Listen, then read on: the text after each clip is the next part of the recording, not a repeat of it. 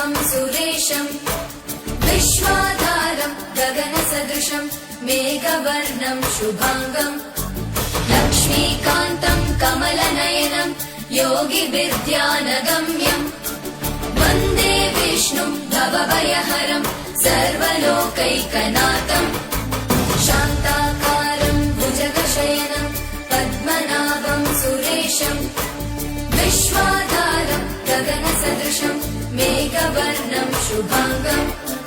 लक्ष्मीकान्तं कमलनयनं योगिभिर्ध्यानगम्यं वन्दे विष्णुं भवभयहरं सर्वलोकैकनाथम् त्रैलोक्यपूजितः श्रीमान् सदा विजय वर्धन